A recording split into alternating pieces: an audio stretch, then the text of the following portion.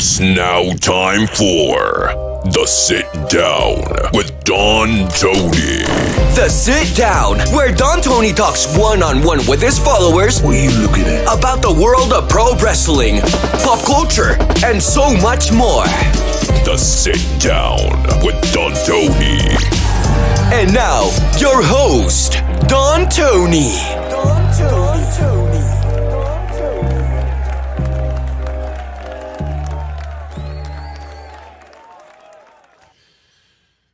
Oh my God. Interrupted me in the middle of my birthday dinner. What's wrong with all of you? Good evening, everyone. It is Sunday night, March 27, 2022. This Sit Down with yours truly is back once again. I am Don Tony, and want to thank you all for joining me tonight. To everyone out there who has sent birthday wishes, believe me when I tell you, even though if it was up to me, I wouldn't celebrate birthdays at all, it still feels good and it's still very much appreciated. I thank you very much for that. It was funny yesterday getting all of these alerts on my phone. Now, I know for some that live overseas, it becomes Sunday, when it's still Saturday for yours truly, but it was funny. A lot of people thought my birthday was yesterday. And it reminded me of the infamous segment, The Rock and Mankind, This Is Your Life, The Rock. And, my birthday's May 6th, you stupid son of a bitch. So, it's March 27th. We're going to get right into questions. No reason why we should stick on this topic, but I thank you all again. As I say, off and on, for those that are too cool for school, that will tweet 1,000 negative things, but don't even take the time, not even for me, but for anyone to wish them a happy birthday or something like that. Seriously, go fuck yourselves. To quote the Iron Sheik, if you're that miserable that you can't wish someone else, something good, go fuck yourself. Because when you get into that dark place and you want everybody to send thoughts and prayers for you, all of these people, I'm in a dark place, I really could appreciate this and that, then you know what it feels like. So fuck you, seriously. And I say that more of Iron Sheik, tone, every day Iron Sheik has something to say to Hulk Hogan. So go fuck yourself. Yesterday was a very emotional episode, at least for the first 45 minutes of it. We talked in detail about Triple H's situation, and it hits home for me. It hit home for a lot more of you than I realized. And, I totally get some of you out there. It's too painful to talk about publicly. Some can talk about it publicly and some cannot. And I got some very, very emotional, powerful emails and DMs in the last 24 hours. And, one person said, and I saw another comment tonight, always put your personal take on it, because anybody could read a news, anybody could read a transcript, anybody could replay Triple H's interview. But to put that personal touch on it, it helps us relate. It helps us understand, because unfortunately cancer, maybe heart disease, and maybe other types of illnesses can be struck down more on the impoverished, communities that don't have the wealth like others. So, believe me, that's true. A lot of people don't realize that. You look at some minority neighborhoods out there, that don't have the income level of some other better neighborhoods. They're forced to go to the supermarket and eat banquet, $1.49 frozen dinners, and have to, eat maybe not the most healthiest things because that's all you can afford. But when it comes to cancer, when it comes to heart attack, genetically, some of those things, it has nothing to do with status. It has nothing to do with a blue check mark. It has nothing to do with if you're in front of the camera or behind the camera. What happened to Triple H happened to me, happened to some of your dads, uncles, grandfathers, some of you yourselves. It seems like it happens more to men than women. That's what I have noticed in the last 24 hours. But, we should always be able to talk a little bit real about these topics. And it's not like we're putting the focus on all of us, but we try to relate, we try to understand. And, to see some of you out there write that there was one of your favorite episodes with such a sad story on top of it, I realize it's therapeutic for a lot out there. So, any way that I can help, I'm no professional, but if I can help in any way, that's what I'm here for. So, Matt, happy 41st to you. His birthday is tomorrow. And to everyone out there that shares my birthday, had one yesterday, Aries kick ass. That's one thing, Aries kick ass. My fiance is also an Aries. Her birthday is next week. So we have birthday 1 week apart. So next week we do it again. Roxall Wolfie, welcome to the family, my friend. Welcome to the family. So let's get right into questions. I have the chat room open right now. We have super chats going as well. Under no circumstances does anybody have to super chat to get your question answered. Of course, super chats get a little bit of VIP priority. I mean, that's given everywhere else. But all I ask in the chat room, if you are going to ask a question, write in capital letters the word question before your question, or just put a capital Q. So this way it stands out, because I know a lot of you like to chat with each other, and I could spot the questions a little bit better. And again, just for respect for your fellow viewers and listeners out there, let's spread the questions around, because I know some of you out there will post 5, 10 questions, post one after the other. Let's spread it around. One fascinating question, and it's interesting that it came in tonight, because I had just watched I listened to Jim Cornette's podcast, and Sable was a topic of conversation. So, in fact, you know what? Let's answer this one right now, right off the bat, because I think this is a great question to open up tonight's show.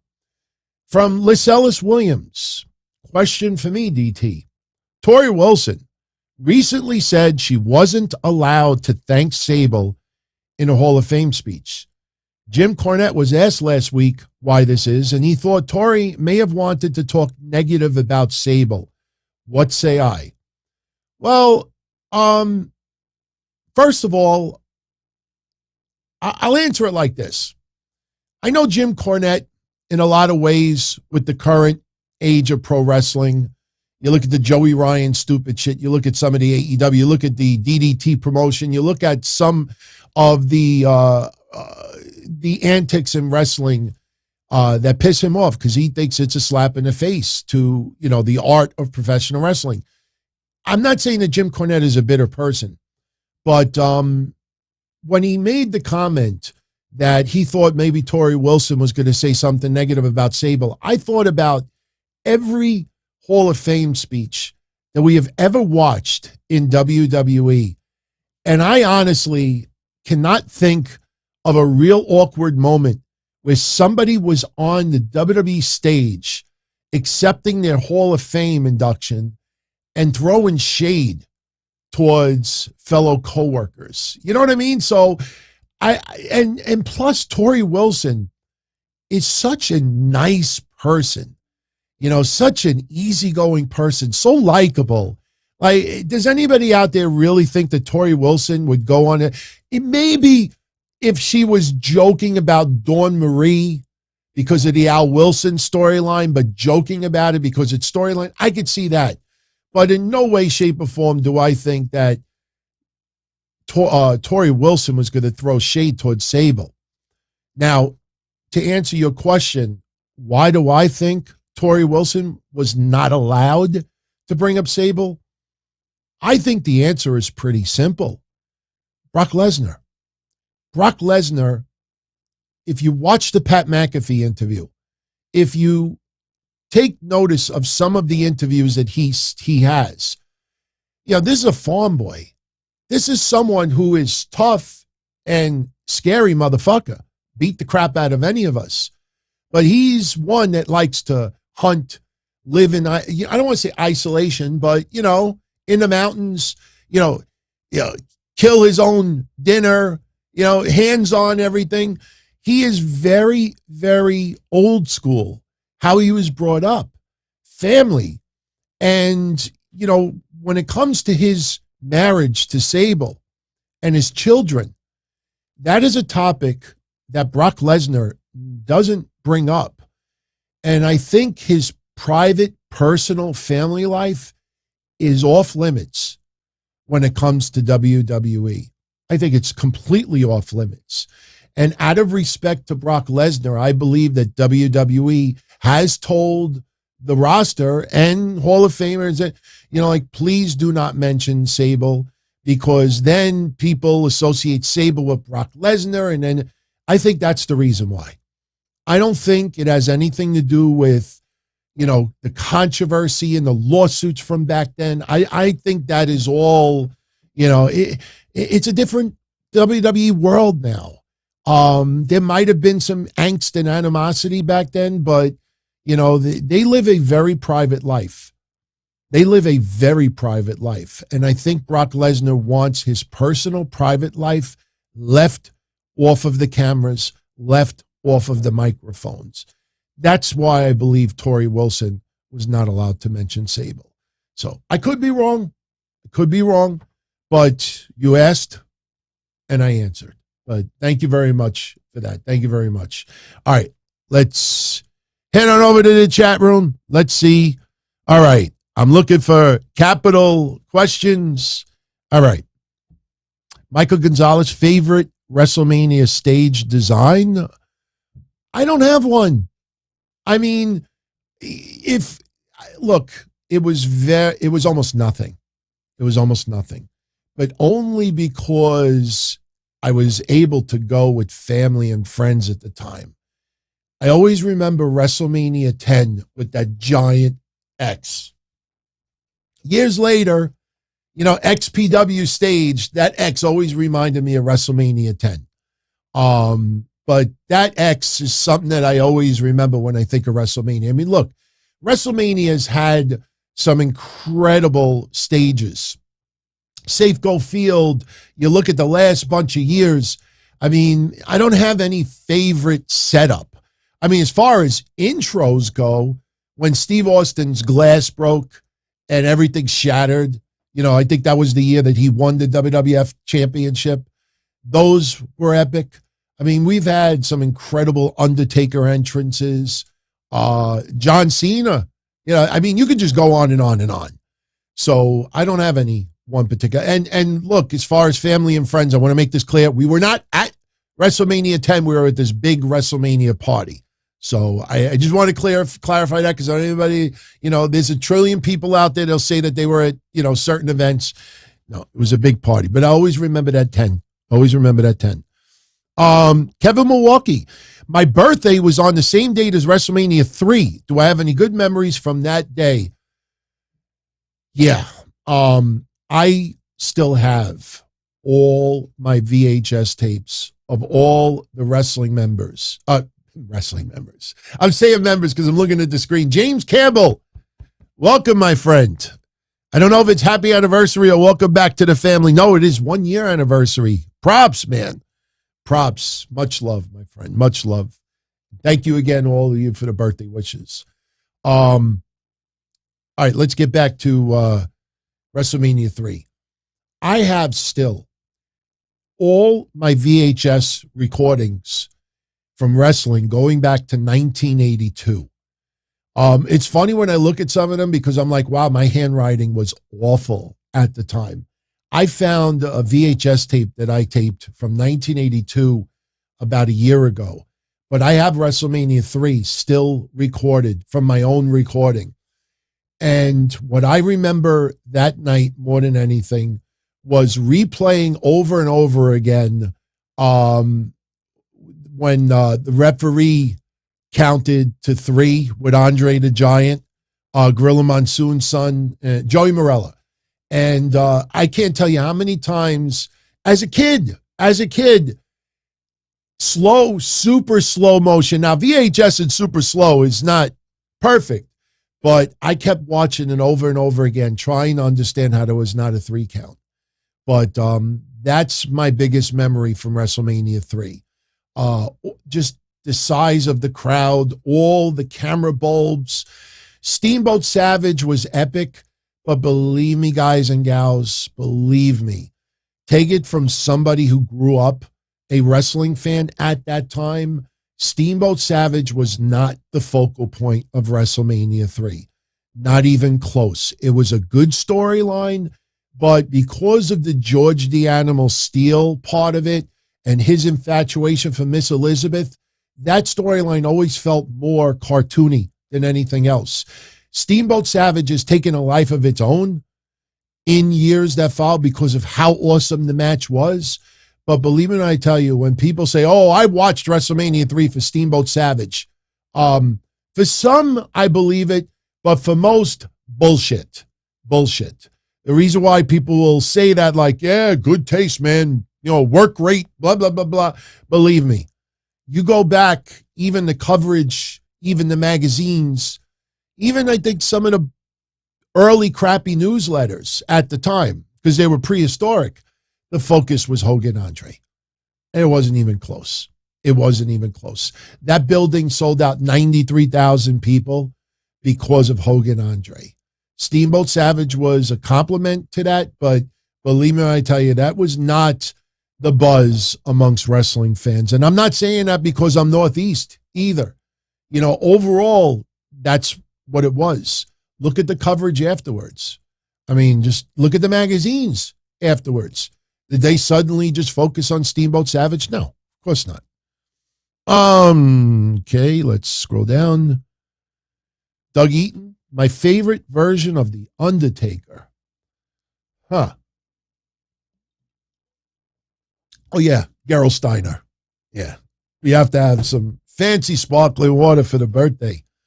Favorite version of The Undertaker, I will always have a soft spot in my heart for the original Undertaker, the one that pile drove Hulk Hogan onto the chair and became the champion for a very short period of time.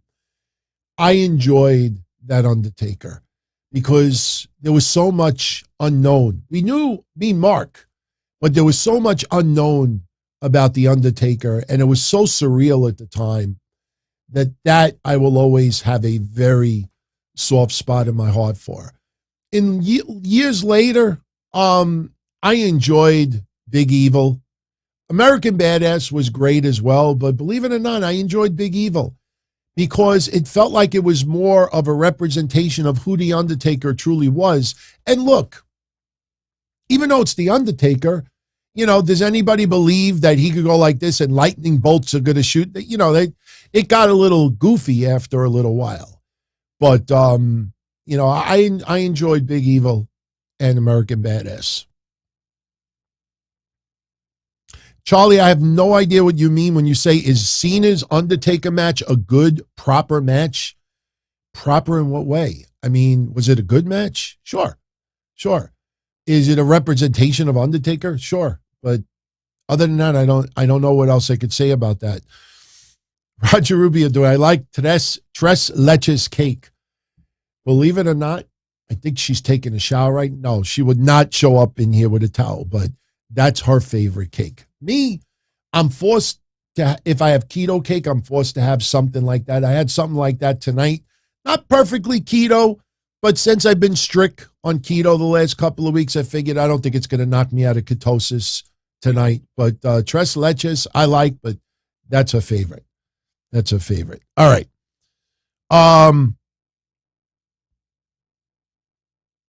Twix is asking, why was Hogan allowed to use his name in WCW at Razor, Nash, and Bossman could not? because Razor, Nash, and Bossman did not own the rights to their name. Hulk Hogan had the wherewithal, and Hulk Hogan had that name before he went to WWF, now WWE.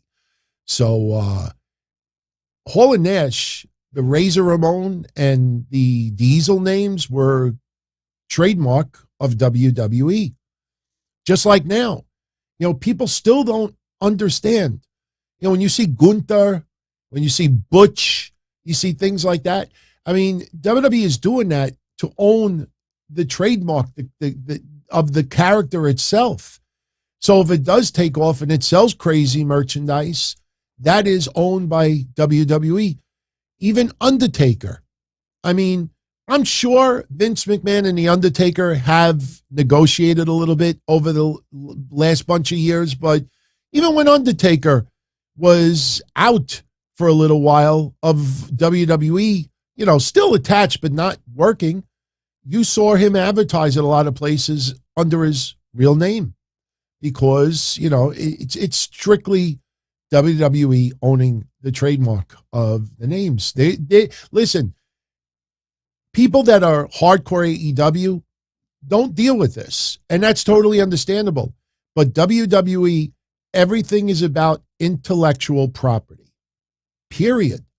They will not have many wrestlers that will wrestle under their real name because WWE wants to have an intellectual property of that person. So if that person leaves, they can't go to the competitor and profit off of a character name that WWE owns the intellectual property of. Look at Cesaro.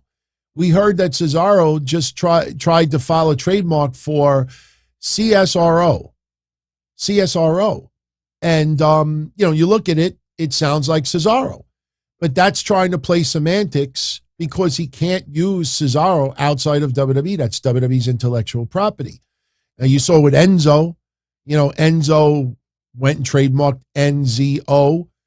But even when some people use Enzo's name now, they don't say Enzo. Some will actually say NZO, so it's simple business. I always stress the business side of wrestling so people could understand why things are done. You look at the Vince McMahon appearance on Pat McAfee, and he exposed a lot of people out there that, have an agenda. And there are tons of people that still don't understand that WWE has to answer to stockholders, and they get offended by using terms of dead weight and everything like that. Yeah, that's the corporate world for you, whether you like it or not. And, everything is about business. You have to understand that. Look, when I did the ECW reunion bus trip in 2005, there's a episode on YouTube that talks about it. I showed you the legal papers from WWE. When I was simply promoting a bus trip, I wasn't even selling tickets. I wasn't making any money off the tickets. All I was doing was providing transportation. I went on my website and put ECW reunion show bus trip. And I got a 2-page legal letter from WWE threatening to sue me. That's what led to me buying the rights to Eastern Championship Wrestling, which that in itself is a fun story. And then, I'll always be attached to that. But everything is business with WWE. They could like you, but they're not going to make exceptions.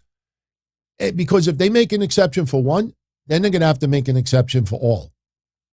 That's why even with the situation with Jeff Hardy and Mustafa Ali, for those two especially, Jeff Hardy, okay, he got around it, so to speak, but WWE doesn't want to set that climate where people that are totally unhappy could just walk out through the crowd and quit and just sit at home for 90 days and then they could go work. No, WWE is not going to set that climate. This is the business corporate world. Look, I feel bad for Mustafa Ali. I really do. Yes, he's still getting paid. But what we say over and over again is Mustafa Ali knew who he was doing business with when he signed that dotted line. Every wrestler that does business with WWE knows what they're getting into. So when you see people getting released, 50, 60, 100, 200 people that we feel shouldn't have been released, and we're all up in arms, and people could write those, feel-good tweets like, look, they got record profits, but they still let 100 people go. Every single one of them know what they're getting into when they ink a deal with WWE.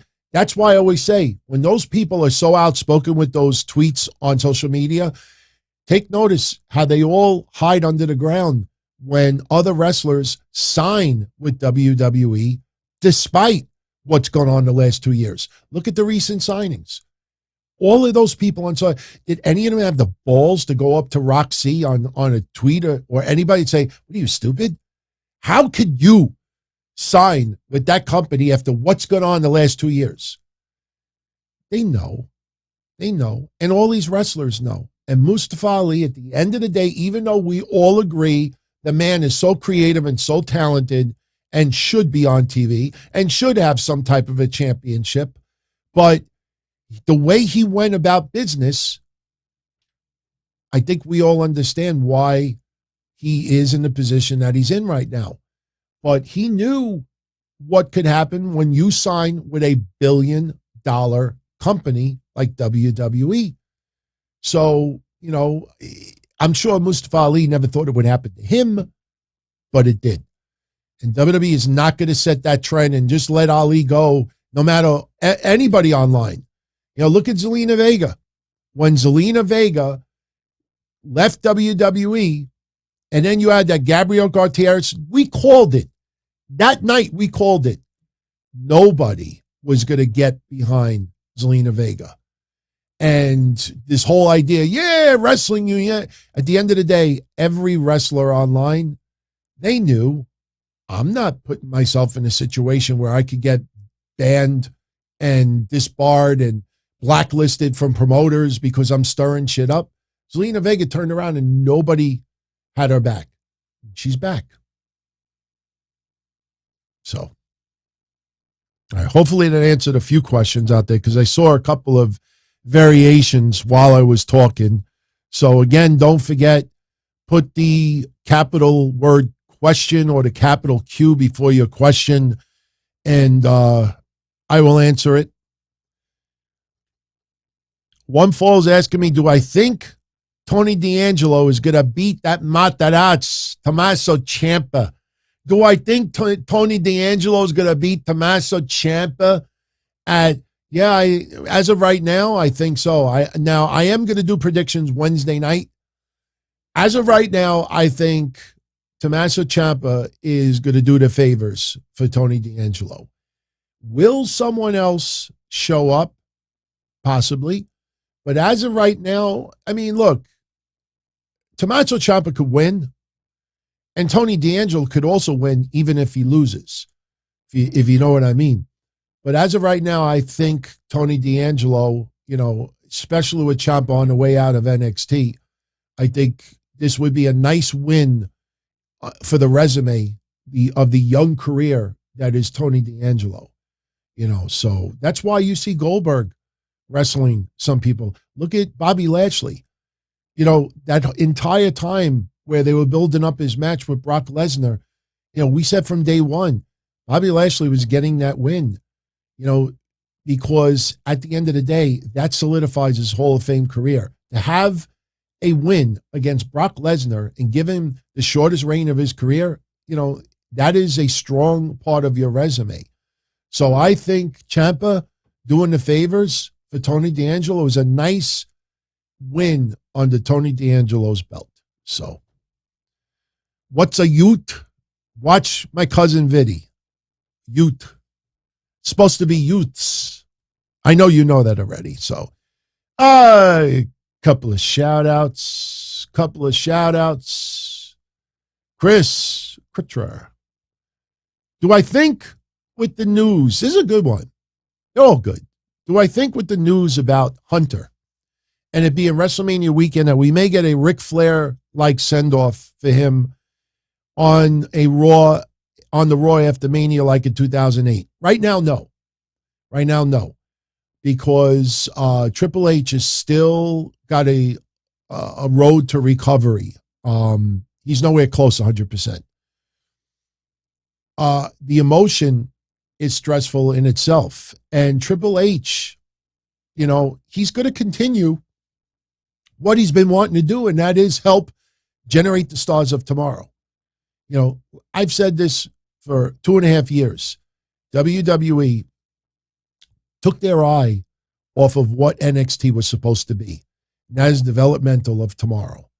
And they got caught up with this Wednesday Night War stuff, and they were taking existing wrestlers like Adam Cole and others, which are extremely talented. But one thing is for certain, you look at all of these wrestlers that have left NXT or left WWE and have gone to AEW, and they have not improved the ratings at all. They may have solidified 900,000, give or take a little bit, but they have proven that they're not 3.5 million, 2.5 million, 2 million viewers. They're not. So basically, it's not much. And you see some of them put on Rampage, and the ratings haven't increased much at all. So do you feel that some wrestlers that left NXT that ended up going to AEW, you feel like characters have improved since then? Do you feel that they have developed even further? I mean, you look at when someone first comes in to NXT and then when they left, they obviously developed a lot more. I think Kyle O'Reilly ended up a much better, more legitimate performer, more name recognition after leaving NXT than before he ever arrived there. Adam Cole as well. Adam Cole was performing in front of 150, 200 people on average, with the exception of certain events. And when he left NXT, he was much better and bigger than he was before. Does it feel the same way in AEW? No. But at the same time, they haven't been there all that long. So Triple H now is focused about getting the big stars of tomorrow. The next Braun Breaker, the next Gable Steveson, the next whoever. So he's not leaving. He's still going to be there. So for Triple H, it is a lighter version of business as usual. No, I don't believe they will do this the night after WrestleMania. I think down the line, I'm sure they will have some type of a tribute show for Triple H, but there's no need to right now. Triple H was pretty much retired already. You always left that door open of him having another match. So, but no, I don't think that's something that WWE wants to do right now. And I don't even think Triple H wants that right now. So he'll be around. I think Triple H making an appearance once in a while in front of the camera would be freaking awesome. I expect him, even with NXT, maybe not necessarily on the USA Network between 8 and 10 p.m., but I wouldn't be surprised if we hit a Triple H said hello to the live fans who were in attendance at the Capitol Wrestling Center. But no, definitely no tribute in the immediate future. Shout out to Nia Jax. Thank you very much for the birthday wishes. Mikey Ravello, thank you as well. He says, thank you for always keeping it real. The Triple H talk from yesterday really hit home for him and his family. Always add your personal experiences for everyone. It helps a lot. I'm glad. I'm really glad it helped some of you yesterday. I'm an older guy now, so I have dealt with some experience firsthand and others. I'm not a Forrest Gump. There's a lot of people out there that play Forrest Gump on social media just for attention. But, if something happens to me and I see it happen to someone else, if I could help in any way, that's what I'm here for. So, I'm glad we had that conversation yesterday. Instead of tribute to Triple H, recap of the interview, highlights of his favorite moments, that's fine and everything, but that's not intimate. Trying to understand what happened to him and why. And for 6 months, I explained to you all, cardiac event is not like, oh, my computer had a little event yesterday. People were downplaying it like, oh, it's probably nothing. Maybe a little scare here. No, it's an impersonal way to keep very, very general because they didn't want to make public what happened to him. So, Roger Rubio, much love, my friend. Sweet potato fries for everyone. I love it. To quote Ric Flair, Royal Rumble, 91? I love it. I love it. Happy birthday again, Matt. 41. Tomorrow, the big 4-1. Much love. Bob the Builder. Do I think it's fair that fans call CM Punk and Bret Hart bitter? And we had that conversation yesterday. Bret Hart is very devastated that what he loved the most in his lifetime, what he was around since he was a child with Stu, to be taken away from him because of an accident. Look, you could be a runner. You could be a football player. Look, football player, obviously, there's time you have to retire. You can't play until you're 70. But you do something you love, and someone accidentally hits you with their car or accidentally does something, causes you to permanently injure yourself. You know it's an accident deep down inside, but there's that devastation that is very, very hard to overcome. And to see the person who caused Bret Hart that permanent injury still go on for decades and be able to do what he loves, and Bret can't. I can't criticize Bret Hart. I can't. I say this all the time. Any of you out there, you take what you love more than anything else. It could even be a person. And someone else takes that away from you. Someone accidentally does something to your mom. I hate to say it like this. Someone accidentally does something terrible to your mom. Your mom is no longer around. And you see for the next couple of decades, that person still has his mom. He posts on Twitter, Happy Mother's Day, Happy Birthday, Merry Christmas, I love my mom, and this and that. And that person, even though it's an accident, could be very, very devastated and bitter. And I'm going to tell that person, hey, lighten up. It was a fucking accident. It could happen to anybody. Think that makes Bret feel any better? So no. I don't think anybody out there should get on Bret Hart's back because of this. Because look where it landed him. But you also need to understand, as far as his recent comments about Goldberg, people, I don't want to say bait him into this, but people pose questions that lead into Goldberg. You know, it's different if somebody says, hey, Bret, what's your favorite food? Oh, my favorite food is blah, blah, blah, blah, blah. But you know, I always love to eat it in Dallas, Texas. And if it wasn't for Goldberg, maybe I could have been at WrestleMania this weekend and gone to Dallas, Texas and eat that. If he would have tried to find any little scenario to always pin it on Goldberg, 6 degrees of Goldberg, that's different. And even with that, I would still feel bad for him.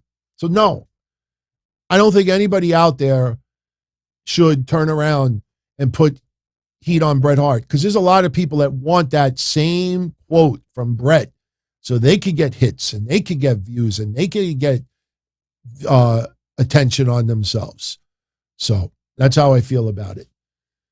Snap, SE2K, thank you very much, my friend. Much love to you.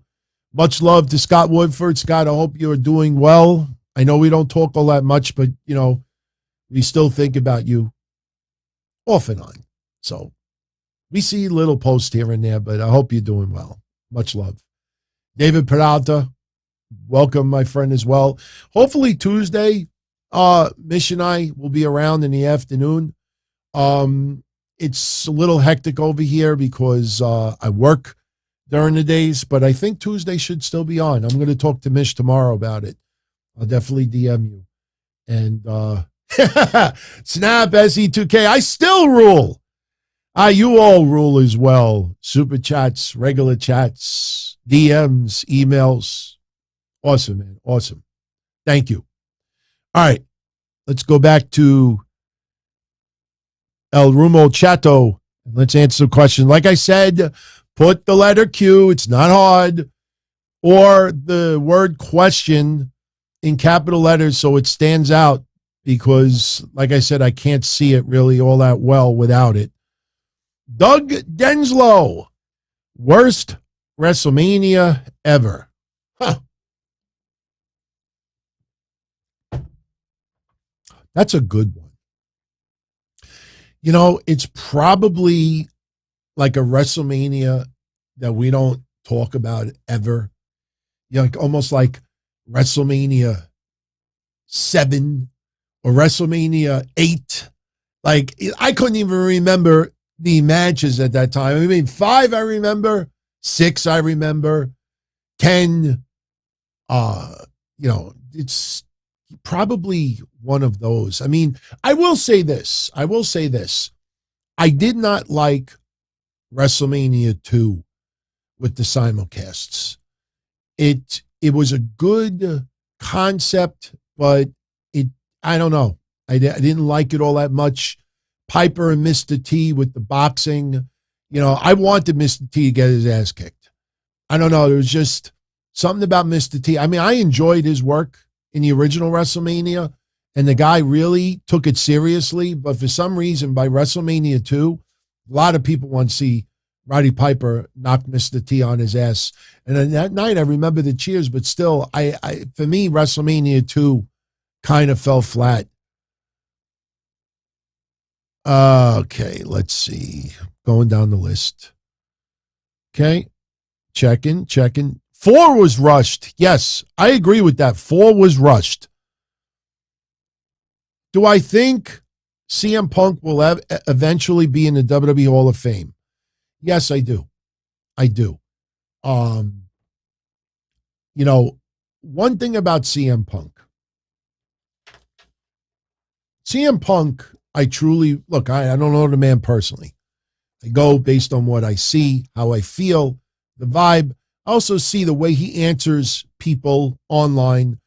Recently, you remember that fan that didn't understand the Ring of Honor connection to the theme music in his match against MJF at Revolution?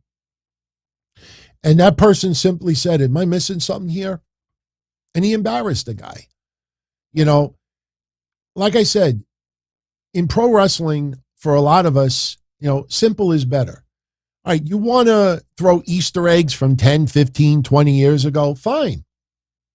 But when you embarrass people because they don't realize there's an Easter egg there, and then you got other people that didn't know there was an Easter egg either, but then realized there was an Easter egg because someone else said there's an Easter egg, and then they all act online like they knew it all along, which you know they didn't.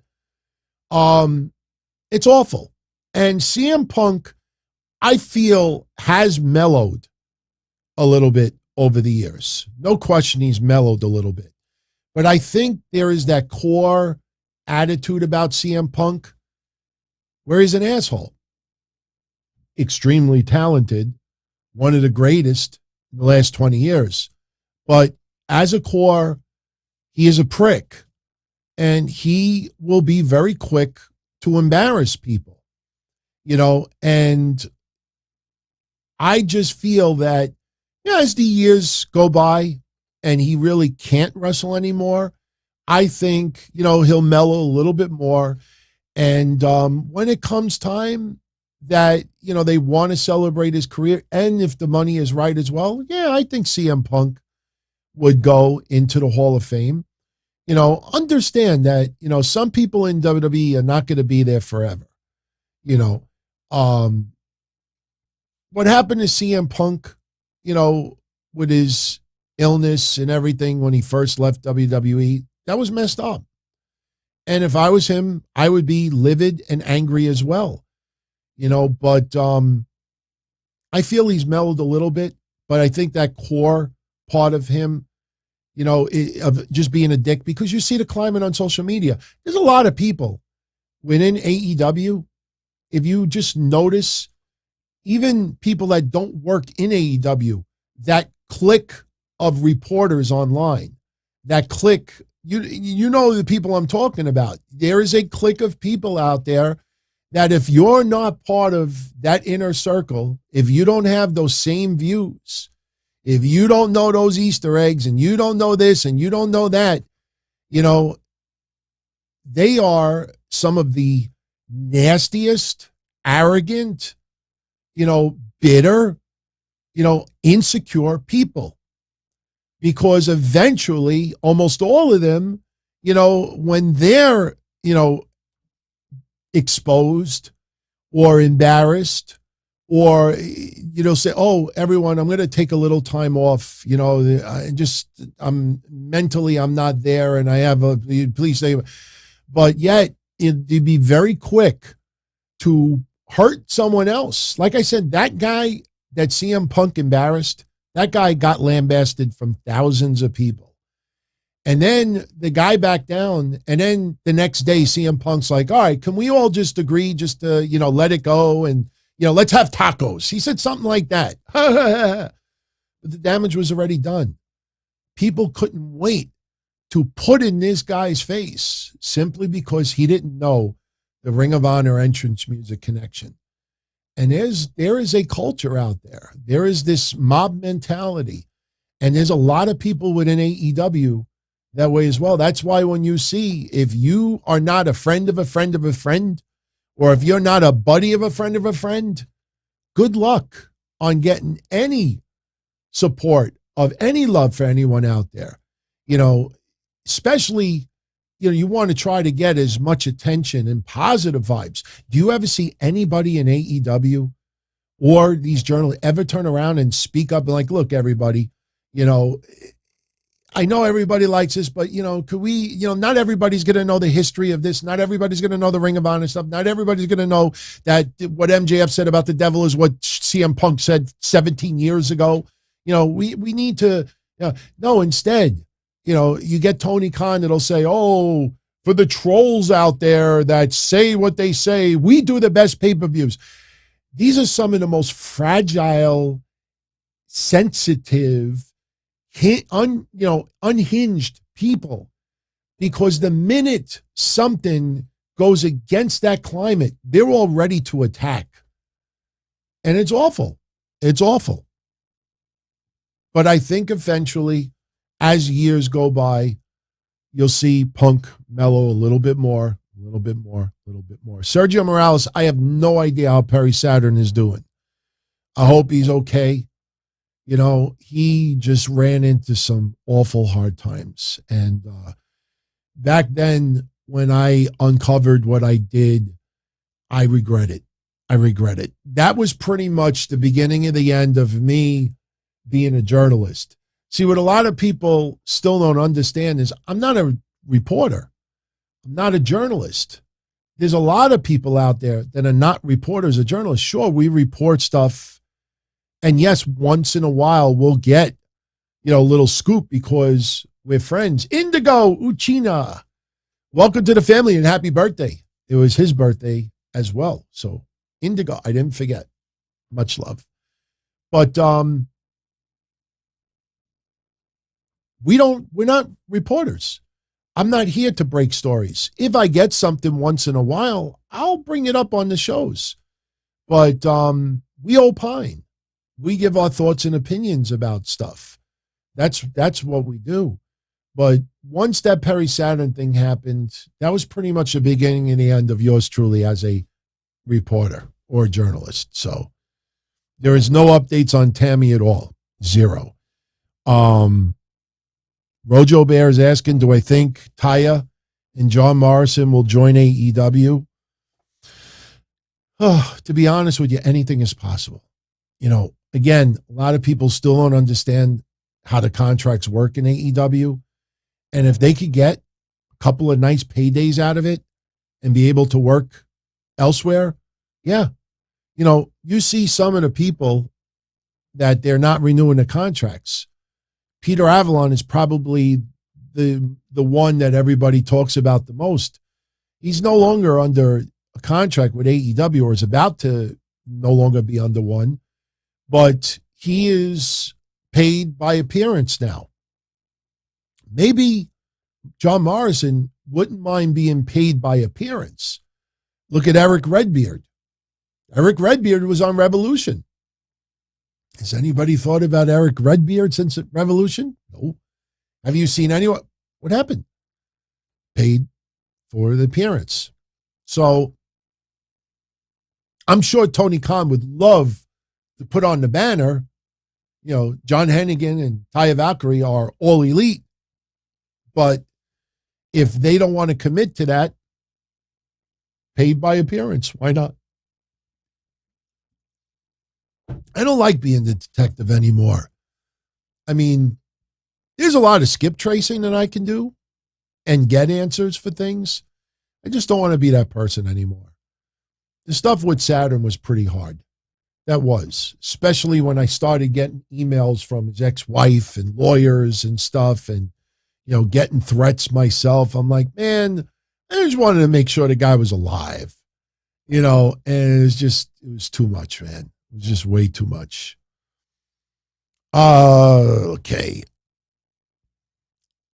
Here's a good question. Is this upcoming WrestleMania the worst lineup ever? Not even close. I will keep saying this. I know it's catchy to write it in titles and thumbnails and mock it.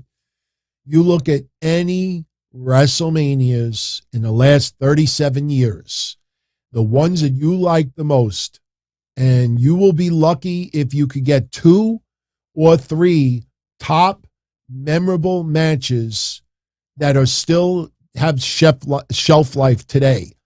Maybe some you could get 4. On a very rare, almost impossible occasion, you might have 5. If you get 2 or 3 top quality matches each night, that is a success for WrestleMania. You go down that list, and some of those matches are going to be top quality. Maybe some disappoint. Anything is possible. But there's no way anybody is going to tell me that at least 5 or 6 of those matches on paper doesn't have the potential to be some of the most memorable matches we get in 2022. Maybe not match of the year, but it's not the worst lineup. It's not even close. Again, if someone out there doesn't like the card, that is their right. If someone out there feels underwhelmed, that is their right. No question. But to turn around and try to convince people, I will never try to convince someone that something is spectacular, stupendous, or something is awful and terrible. You have to make that judge for yourself. But for me, I look at this card and I see at least 5 or 6 matches that are like, yeah, I'm looking forward to those matches. And if they're really good, I'm going to watch them again. And that's all you could ask for. Kavan, 14 months as a channel member. What's up to you? And he's a member of the La Nostra Familia. Going to his first WrestleMania this year. Any tips on going to the biggest wrestling show of the year live? Yes. Put your wallet in your front pocket. I'm not kidding when I say that. I have had people over the years tell me that either got pickpocketed or, they just fell out. I'm telling you, something as ridiculous as that. Pace yourself. Make sure you know where the nearest bathroom is. Try not to eat like really spicy shit the night before. I'm telling you, things like that you don't think about. The last thing you want to do is, you come back from intermission or something and you're about to see like an epic match with Edge and AJ Styles, and the next thing you know, you're like, just pace yourself. It's going to be a long night. Just pace yourself and have a good time and soak it in. And also, even with the COVID stuff, bring a mask. Bring a mask.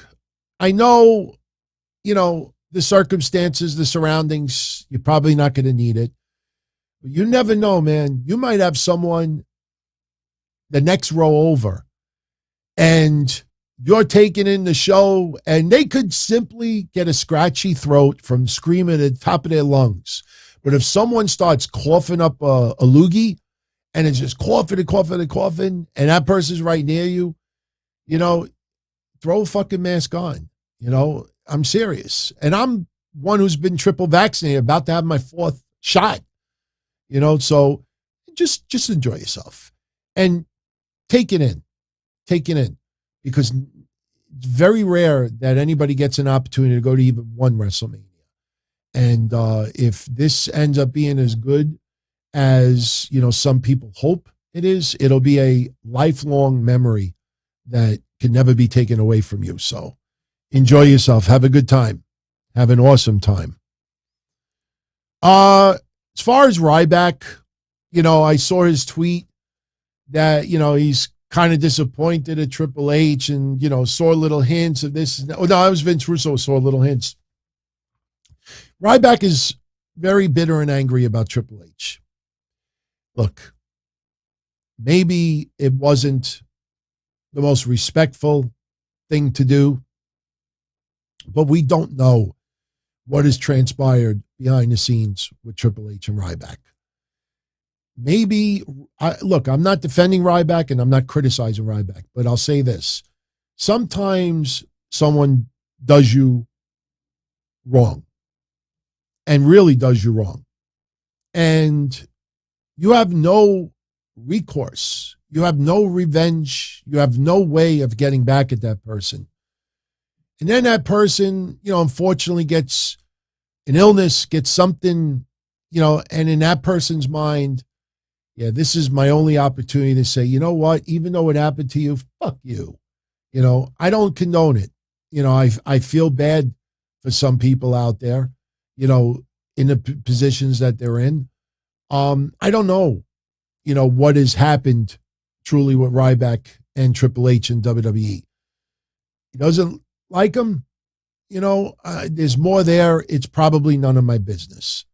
I'm sure by him making it public, it should be everybody's business. Now everybody wants to know what's it all about. What's it all about? But yeah, I mean, I can't say one way or the other with him. I try to understand, but there is obviously some big animosity there.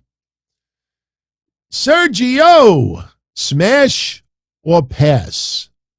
Oh, wait. Hey, honey, Tanya. Can't hear. I was going to ask about the tres leches cake. Not going to keep doing that, so don't worry about that. My apologies. Smash or pass Nia Jax? Since I'm a taken person, I have to say pass. If I was a single person, I'd say smash. Yeah, I would. There's a lot of rumors. We talked about it on Thursday. I said I was going to mention it tomorrow with Mish, just to have some fun conversation about it. Nia Jax is launching something on March 30th.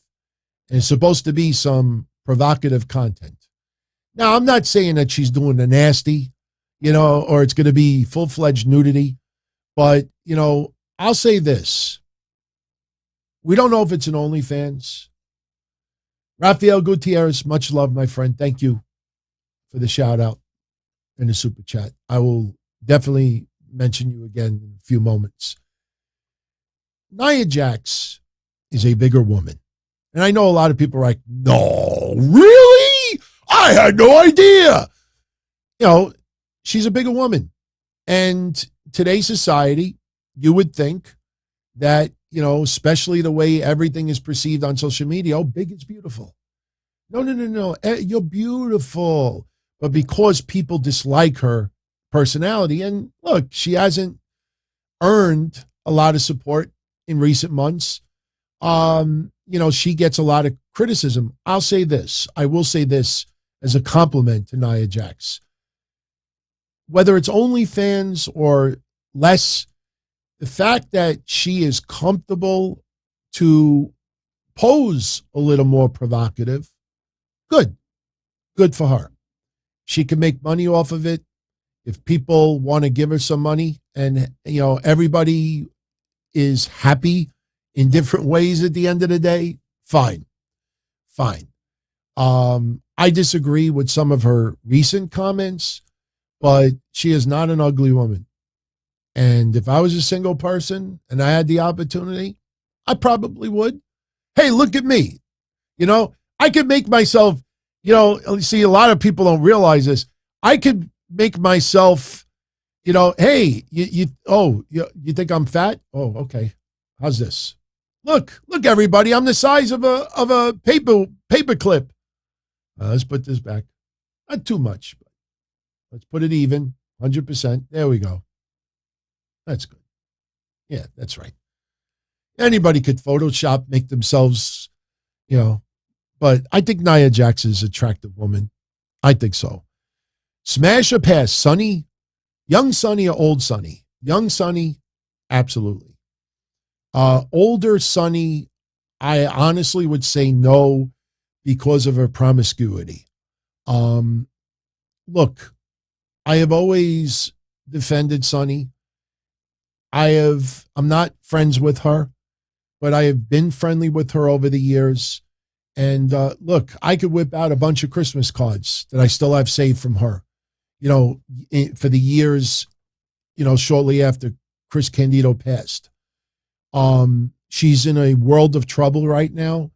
And, it gets very, very difficult to defend her. And I really can't. But there's a lot of other stuff that I know that has never been made public about her that is not good. I'm not going to bring it up here.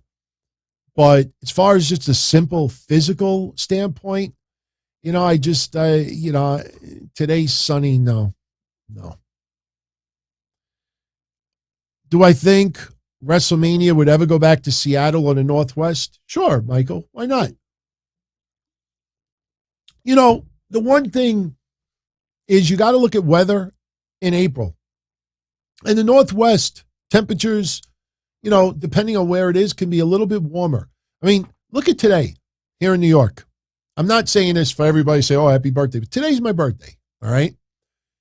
Right now, outside, I think it's like 39 degrees. Tonight, it's going down to 24. When you have a birthday, you think about birthdays from years past, and I could tell you with absolute honesty that I remember clear as day having birthdays, going fishing with just a T-shirt, 70-degree weather. Today, it's below 30. So the weather can be unpredictable, very unpredictable in March and April.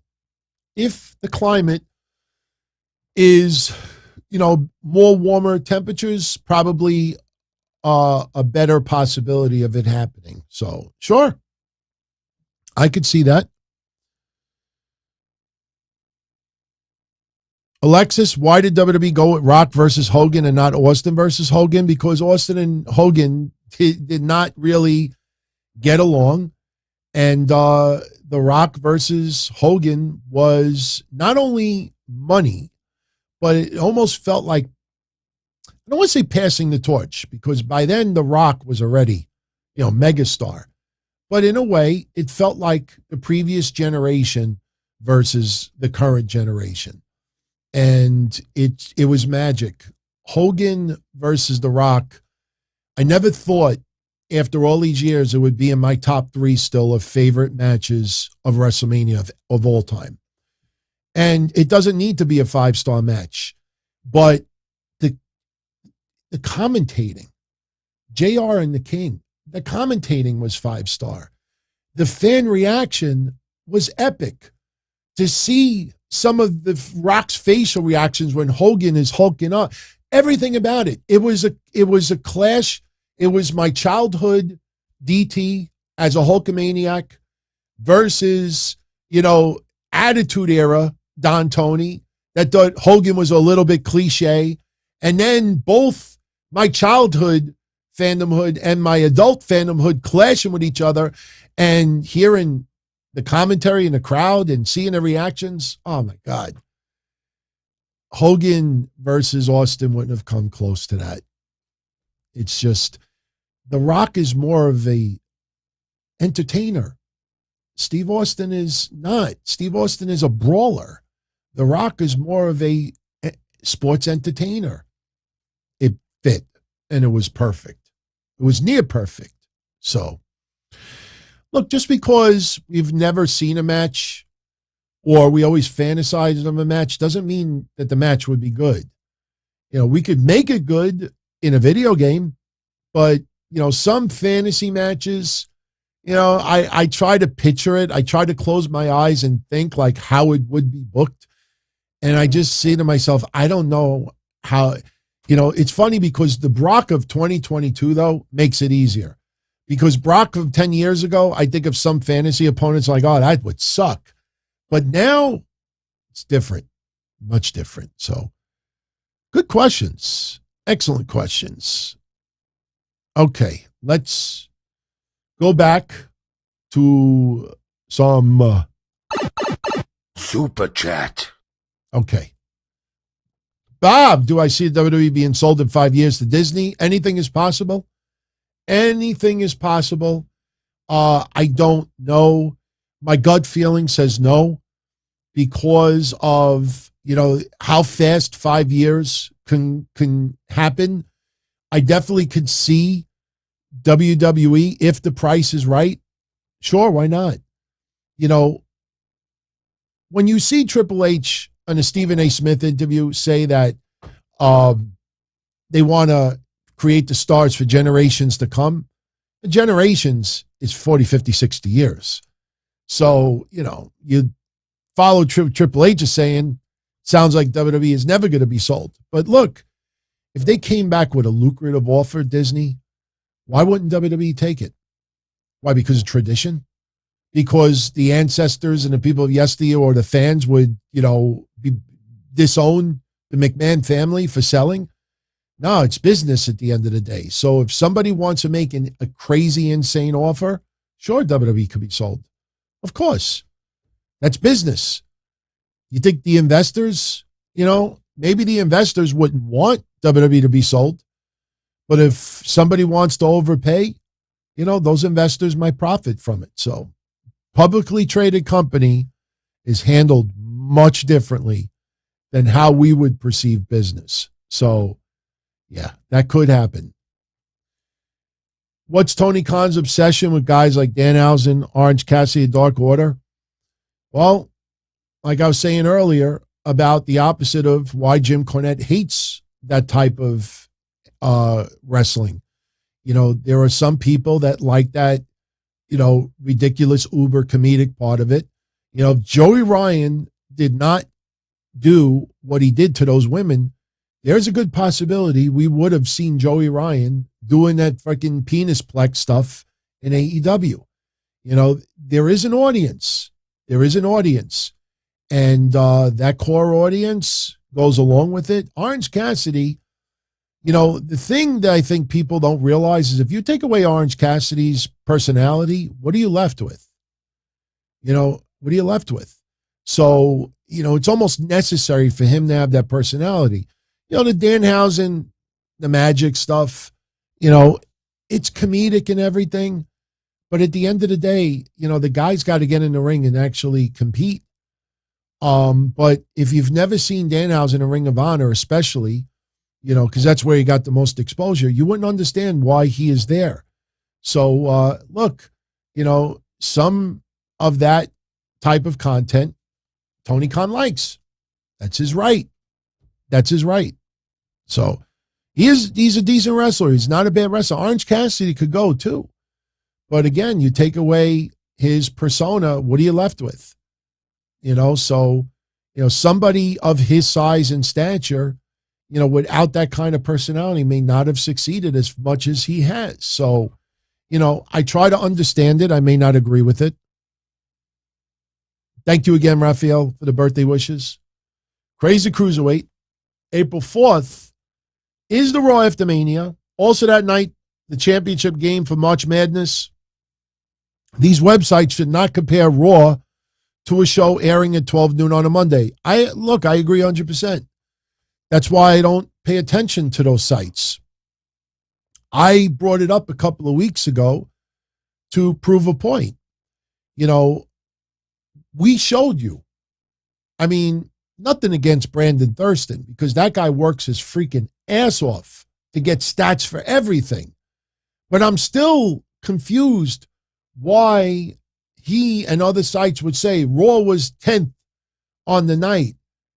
And they bring up the 9 shows that scored higher ratings than Raw, and 6 of them happened between 9 a.m. and 6 p.m.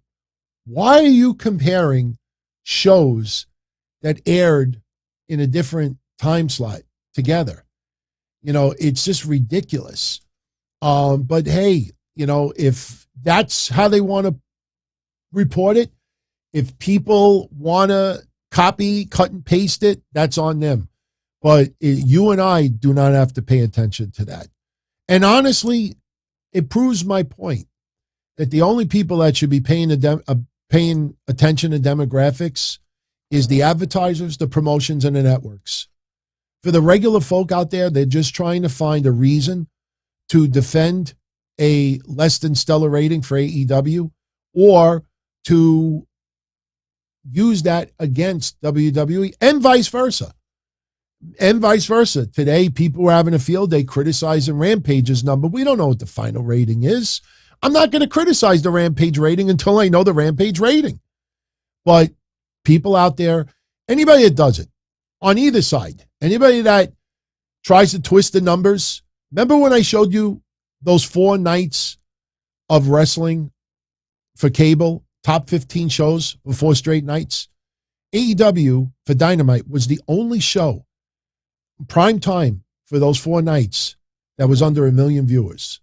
Yet everybody's trying to say that they were number 2 that night for the demographic. The one that was number 1 in there had 5 million people, and then they had 800 and something thousand. There was no other show for those 4 days that was below 1 million. You look at it like that and you're like, are you kidding me? So anybody that does that on either side, they're doing it simply for an agenda. They think that if they, take the side that everybody is going to, join along with them and it's ridiculous. I don't waste my time with that. I'll bring it to people's attention so they could understand. When they hear, Raw lost to America's Newsroom, and then you realize America's Newsroom aired at 9 a.m., why are you comparing the two? All right. Let's wish Rams fan happy anniversary. Happy anniversary. Long night ahead of me. No. Believe it or not, we're already at 74 minutes. I'm almost done. We got a crazy week coming up, but hey, keep the questions coming. I'll stick around a little bit longer. I'm not going to turn into a pumpkin. So just checking to make sure I'm not missing anybody. All right. Gary Vaughn, what's my birthday wish? You will not get me to cry tonight. My birthday wish is that my mom and dad are still here a year from now. That's the God honest truth. I am very, very thankful. I don't like celebrating birthdays. I made that clear. My fondest memory of my birthdays was when I was a kid, having birthday with my friends, pizza parties, cake, ice cream, gifts, cards, having relatives over. I got older, it was very depressing. I get depressed. I'm not going to lie. I'm very depressed that I'm getting older. I take pictures, I look at myself, and I'm like, the fuck happened here? It's not fun. It's not fun to get older. These shows are an escape to laugh and have fun.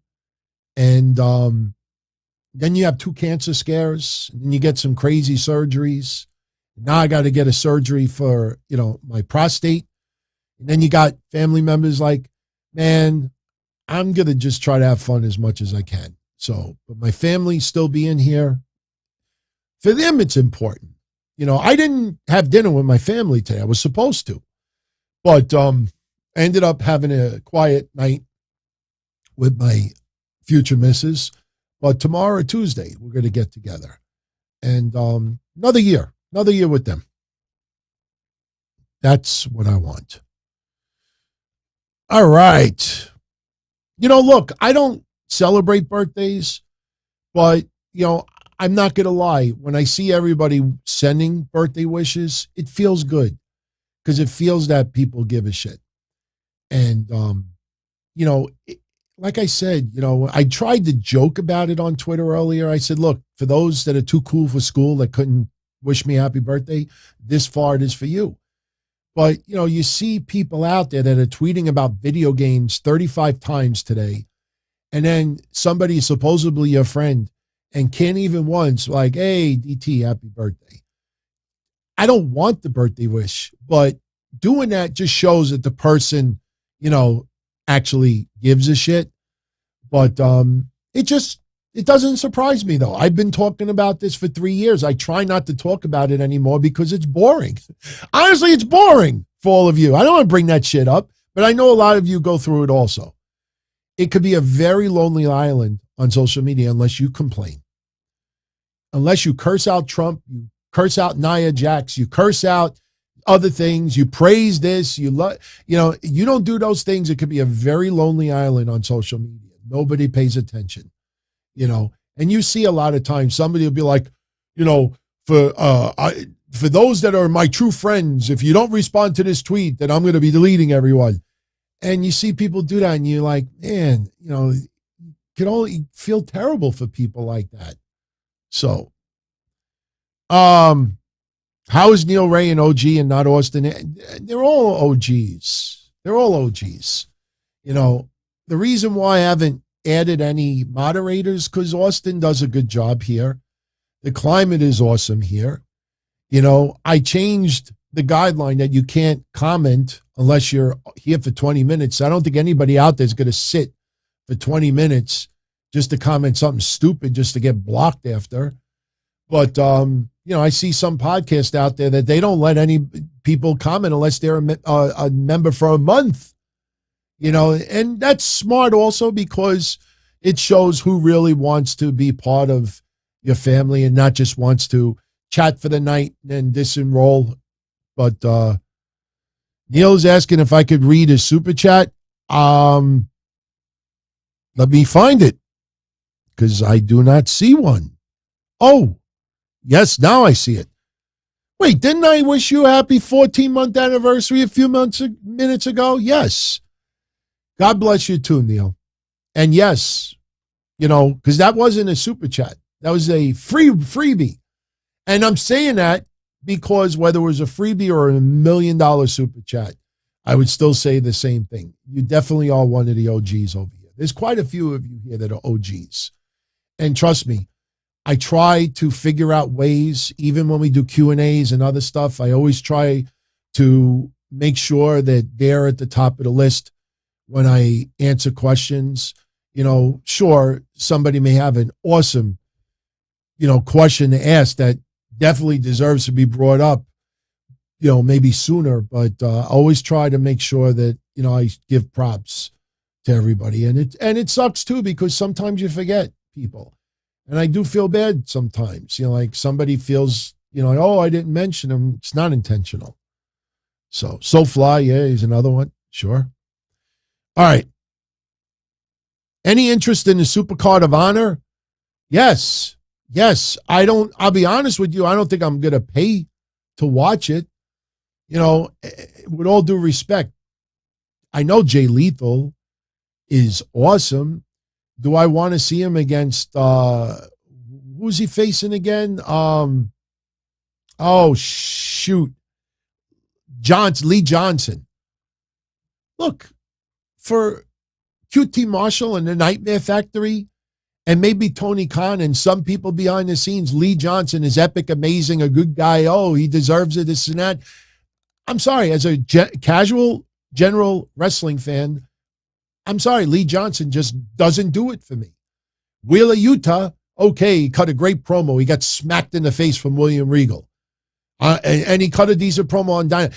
You think I want to see Wheeler Yuta, the Supercard of Honor? With all due respect, Jonathan Gresham versus Bandito is going to be awesome.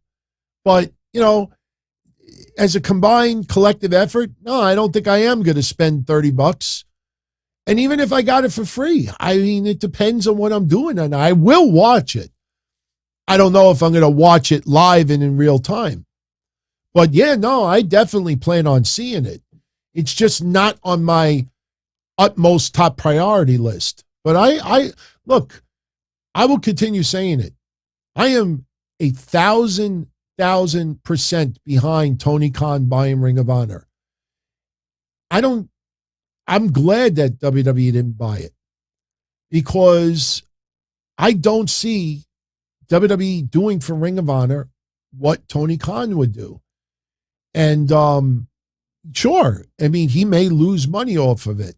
But you know what? If we get good shit and the Ring of Honor sticks around and some wrestlers get a little bit more work out of it, you know, in the end, it's more content for us to enjoy. There's only so many times that I want to see Ring of Honor from 2007, you know? By the way, I got to show you something. I was going to save it for Monday, but I'm going to show you something now. I want you to just look at this and give this credit to Brandon Thurston, because he's the one that actually pulled this. But I ask you this question when I show this to you. Is this something that AEW should be worried about? I'm going to show you something right now. I'm just putting a black background so it looks nicer. Okay, I got it. What Brandon Thurston did was he pulled up from YouTube the top 25 videos, WWE or AEW, that have been released on YouTube over the last 7 days. Let me repeat that before I show it to you. The top 25 videos, WWE or AEW, that have been released on YouTube in the last 7 days. AEW had 4 in the top 25. Only 4. I got to show you what those 4 are. For those on video, take a look at your screen. For those on audio, I will read it to you. The 4 videos that AEW made on that list all have to do with the Hardys. They had Jeff Hardy in the 8-man tornado match, his dive. That got 1,000,003 views. Hardys make their AEW tag team debut, did 1,000,004 views. The Hardys just showing up on the rampway on Rampage. That did almost 1,000,007 in the views. Jeff Hardy makes his first appearance in AEW ever, did 2.3 million views. And that's it. No CM Punk, no MJF, no Hangman Page, no Thunder Rosa, nobody except for the Hardys. Should that be concerning? Because this is YouTube. This is not like, I have things to do on Wednesday. And, I can't watch wrestling on a Friday night at 10 o'clock. This is just going on YouTube, watching a video. I think that's pretty interesting when you think about it. There's nobody other than the Hardys. I find that pretty fascinating when you think about it. Just figured I'd share it with you. I mean, look, I said what I said earlier about comparing Raw to news shows from 9 o'clock in the morning, but this motherfucker does a lot of research, Brandon Thurston, deserves a lot of credit. That is pretty fascinating. All right, we're going to wrap this up in about 4 minutes. So, last call for a question. Nothing that requires multiple minutes of answering because we want to get out of here. I want to be done at the exact 90-minute mark. Don't forget, tomorrow, after Raw, Mish and I will be here for the go-home edition of Raw, the last Raw before WrestleMania. They got a lot of stuff planned, so we're going to get into it. We will see what they will do and what they will reveal with Seth Rollins, which should open up Raw. I expect it to open up Raw. Now, predictions for WrestleMania. I mentioned this yesterday, and once again, predictions will be done live Thursday at 9:05 p.m. So if you are online Thursday, join me. We will go through the predictions quickly because 48 hours after, WrestleMania will already be halfway through the books. So we're going to just give quick. I be honest with you, I wanted to do it tomorrow. The only thing is that I know Mish likes to keep his predictions for his own show. And I noticed the two times that the last two pay-per-views that I did predictions, I'm sure it was just coincidence, but I ended up doing those shows alone. So I don't know if it was just coincidence or if it was just, look, I don't want to do predictions 4 days before I do my own show. So if that's the case, it's not fair to him. So Thursday night, I'm going to do predictions. Tomorrow we'll just do a banger of a Breakfast Soup Raw. We'll see what goes down tomorrow. Any news that transpires over the weekend, we'll get into it as well. So,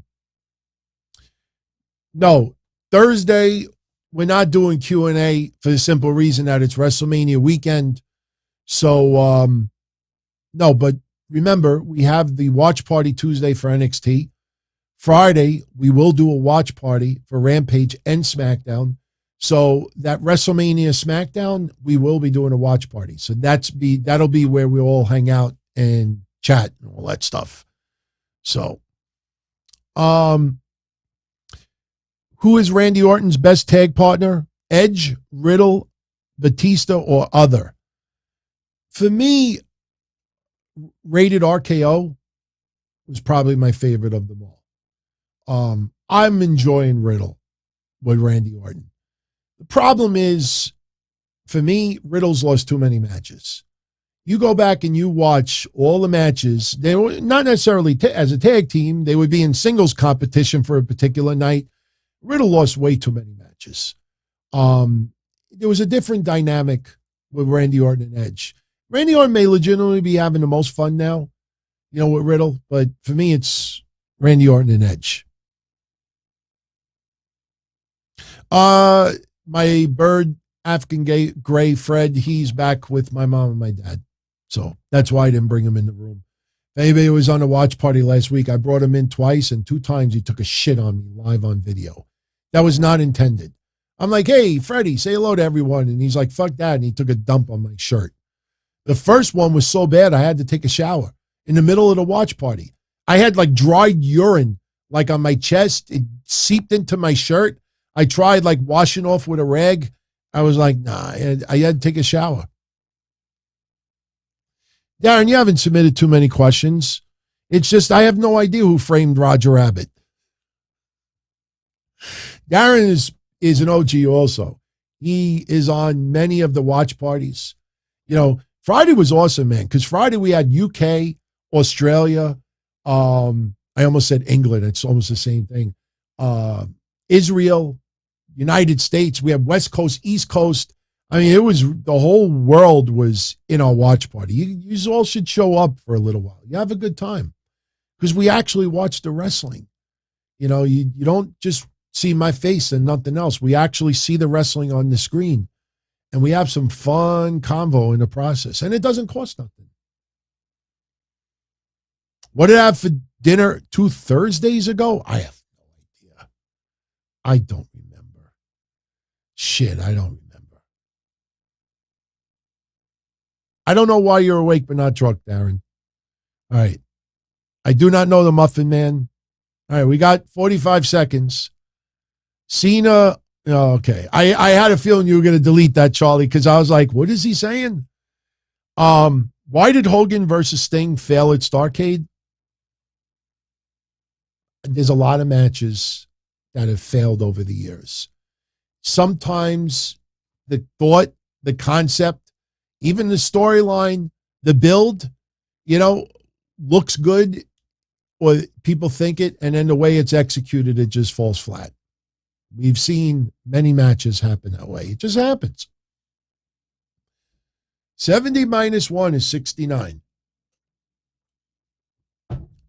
Is it too late for Ken Shamrock versus Brock Lesnar? Yeah. It's too late. I mean, I could see if they wanted to do a storyline where Ken Shamrock was trying to get one last run. Problem is, I don't think WWE fans would care all that much, with all due respect.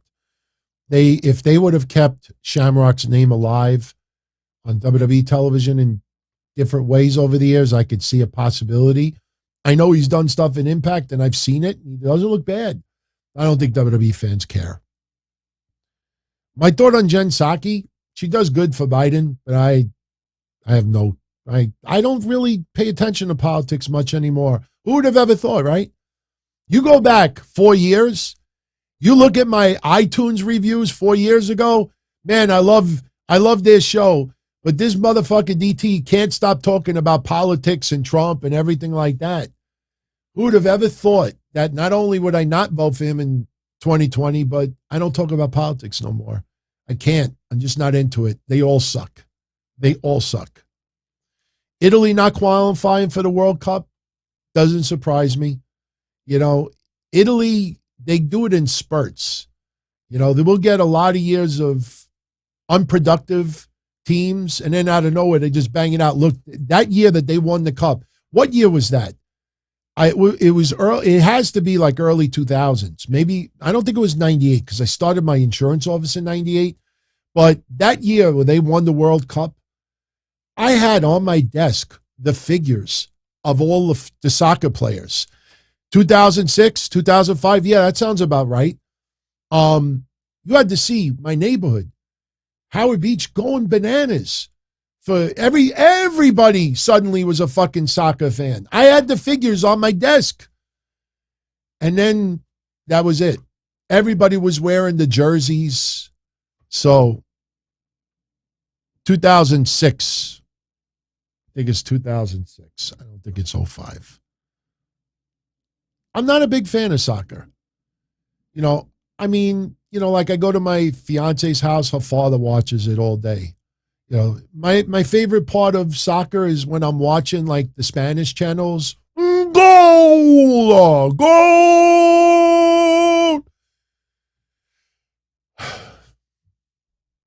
That's the only thing I like. Puta, puta, puta, puta, goal!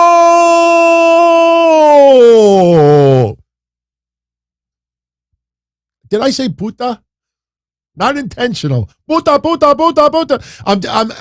That's soccer meets AAA wrestling. You ever watch AAA wrestling? You know what I'm talking about. So, thank you, big bastard. You fucking bastard. I'm the only podcaster. There's a lot of good podcasters out there. Like I say, you know, me, I just try to be myself a little bit, you know, and some people love it because at least we could get like a little personal connection. Some people think, oh, that guy is always got to make it about himself. So, you know, I do what I do. People like it, cool. People don't like it, cool. So, sneaking an extra 5 minutes, I see everybody. So, let's start bringing this home. So, I don't have any issues with Bully Ray anymore. That was a long time ago, and that's when I was... You know, I made valid points, but I was disrespectful. I was definitely deserving of an ass kicking. I think I made valid points, but yeah, I mean, I realized, you know, I mean, I was too over the top of what I said. So I'm the one that is guilty of most of the mistakes there. It would have been fun if I did go to Florida, though. I would have been very curious. I have an idea of what, I'm not lying when I say this. I have a good idea of what would have happened because a lot of you out there, you know, I've told this story before. A lot of you may not know this story, but when I was doing my wrestling hotline back in 1999, 2000, I would say, I did it with a co-host, Matt Zombie. It was the Blackheart Sports Entertainment Hotline. The Blackhearts, Matt Zombie, Brian Damage, yours truly, Timmy Arson, who you knew as the ECW Zombie, God rest his soul. And we had the biggest, best wrestling hotline in the country. And Matt Zombie bootlegged a lot of wrestling videos. He also had other items for sale. We'll just leave it at that. SRH John, much love, my friend. Happy anniversary, and thank you for the birthday wish. Much love. So Mad Zombie used to sell a lot of bootleg wrestling tapes and other things. And at that time, one of the most popular videos that were floating around was, and I'm sorry for saying this now because she's a mom, she's a wife, she doesn't do this anymore, but it is part of history, so I will mention it. Beulah McGillicuddy. She did an adult video for, I think it was Penthouse. It is her with a toy. I'll say it nicely. And it was a very popular film. Now, let me tell you the comical side about this. And I brought this up before. If anybody remembers that film, and I'm sure it's probably still floating around online, the funny thing about that film is that there was never any sound. You couldn't find sound. It would just be the video. So at that time, eBay, you could sell crazy shit on eBay. And at one time, I actually sold a 4-pack on eBay, which, get this, and I still have one tape. I have one tape in a box, and I got to pull it out of storage now. Not tonight, but you look at the label, it says it. My video on eBay would be the Beulah video, Kimono Wanalea dancing on top of the ECW arena in the Eagle's Nest, Pam and Tommy, their sex video on the yacht, and the wedding night of Tanya Harding. All four. Oh, and Chastity from Live Bait. Remember Chastity? I still have the original Live Bait video. Somebody offered me $600 for the video about 2 or 3 years ago. I did not sell it. I still have the VHS tape, Chastity's Live Bait. So I had all 5 scenes on a VHS tape, and I was selling them for $20 a clip. But I was selling them in 0203.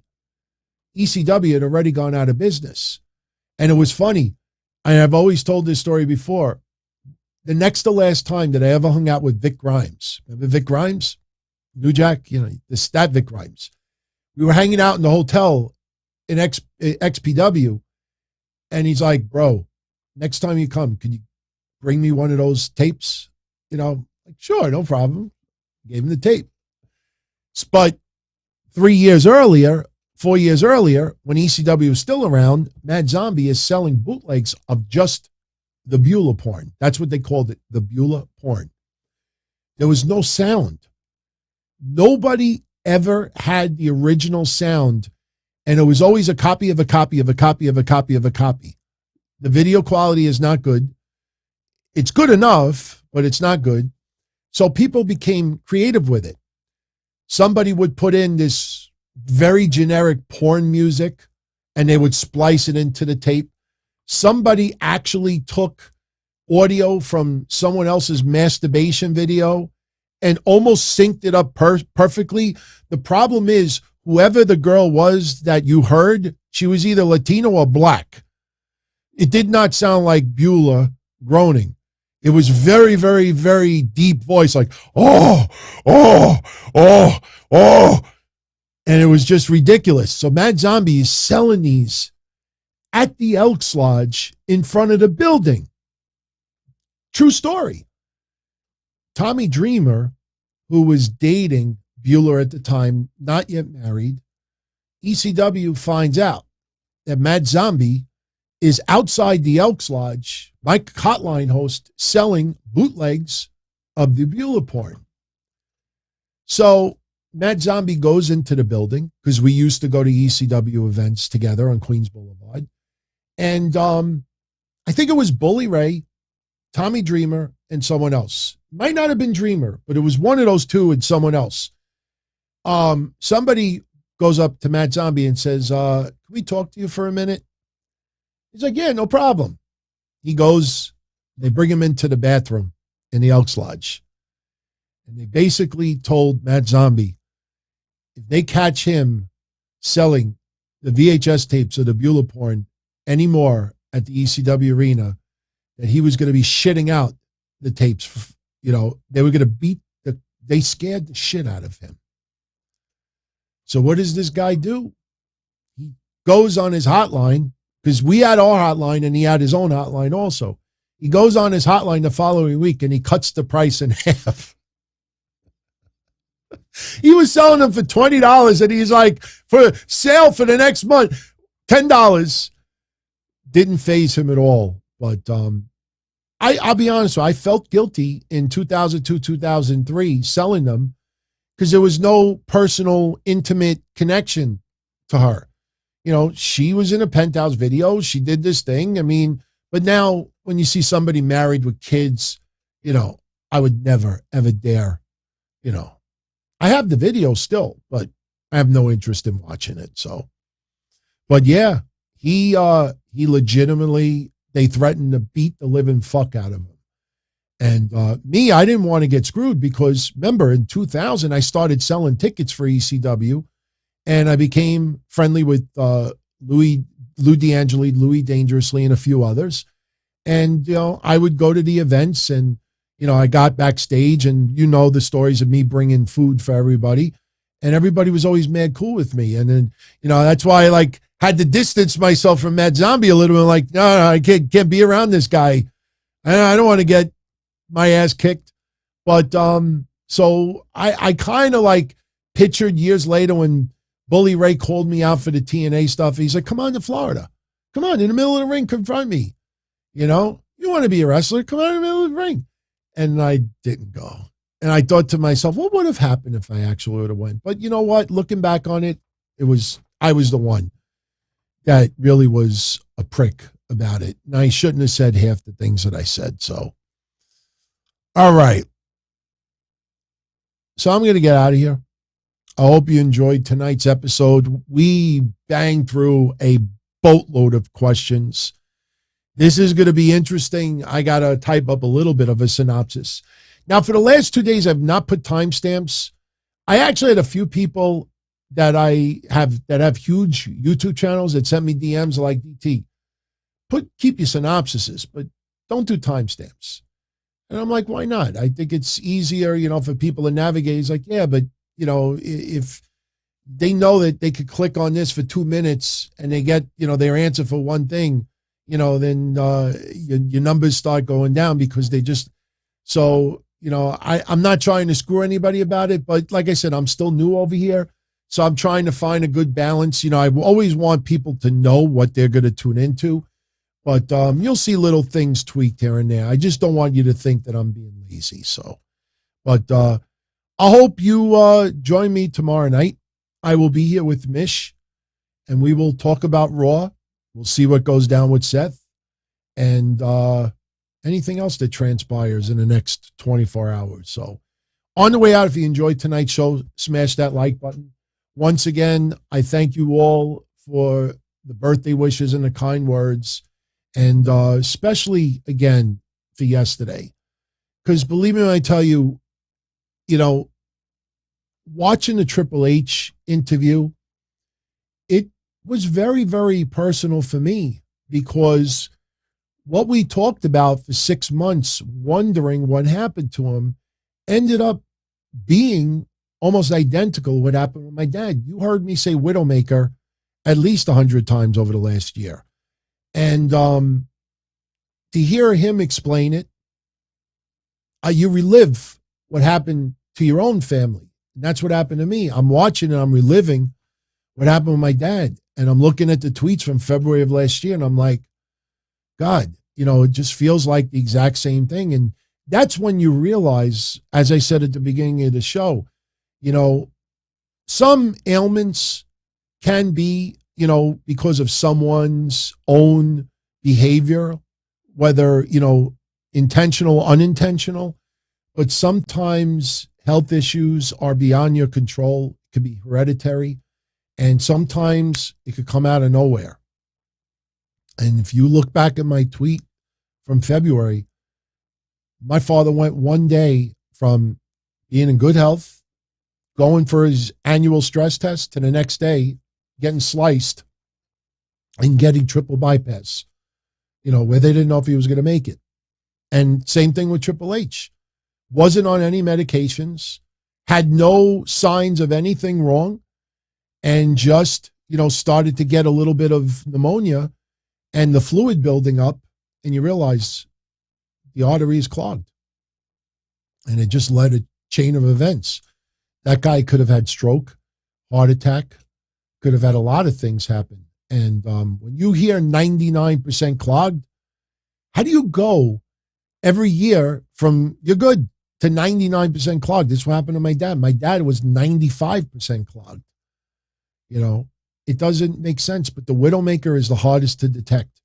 That's why they call it the Widowmaker, because it's so quick and it's so abrupt without any warning that it just gets you. So, all right, everybody. Have a good night. I hope to see you tomorrow after Raw. If not, we got a whole week's worth of shows. You could see in the synopsis, the schedule for the shows this week. And, tomorrow we have Breakfast Super Raw. Tuesday will be Patreon and the watch party for everybody. Wednesday will be Wednesday Night Dynamite, which will be more predictions for Stand and Deliver, and we'll briefly go over Dynamite and NXT. I am going to keep the special shows as short as possible because there's so many shows we got to do this week. Thursday will be predictions for WrestleMania. Friday will be the watch party, the SmackDown and Rampage. Saturday, we have two. We have Stand and Deliver recap, which will be around 4 p.m. Eastern on Saturday afternoon. And then Saturday night around 11, we're going to have WrestleMania Night 1. And then Sunday will be WrestleMania Night 2. And then next Monday will be the Raw after WrestleMania. So, like I said, it's going to be a busy week with shows, but expect the shows to be shorter. I am, without a doubt, going to go out of my way to keep them short. Probably an hour at the max. Monday will probably be the exception to the rule. But everything else, I expect it to be an hour tops, because within a week, some of this is going to be outdated. So, and yeah, I mean, with all due respect, there's no reason why we have to do a Dynamite recap every single week. Anything big that comes out of Dynamite, we could talk about. But for the most part, Wednesday, I want to focus on Stand and Deliver predictions. So, all right, everybody. Thank you as always for the support. It is very much appreciated, and I will see you all again soon. Good night. As far back as I can remember, I always wanted to be a podcaster. For me to live any other way was nuts. To me, those goody-good people who worked shitty jobs for bum paychecks and took the subway to work every day and worried about their bills were dead. I mean, they were suckers. They had no balls. If I wanted something, I just took it. I ran everything. I paid the bills. I paid the host. I even paid the masked maniac. Everybody had their hands out. Everything was for the taking. We always called each other good fellas. You would always hear from somebody. You're gonna like Don Tony. He's all right. He's a good fella. He's one of us. But if you're part of my crew, nobody ever tells you they're gonna get rid of you. It doesn't happen that way. There weren't any arguments or curses like in the movies. See, your haters come with smiles. They come as your friends, the people who've claimed they care the most for your life. And now that's all over. And that's the best part. Today everything is different. There's lots of action. I don't have to wait around for everything like everyone else. Oh, I didn't get the vaccine? Fuck you, vaccine me. Oh, your delivery guy has COVID? Fuck you, feed me. Right after I moved here, I ordered egg noodles and ketchup, and I got spaghetti with meat sauce. I'm no longer an average nobody, while they get to live the rest of their lives like a bunch of schnooks.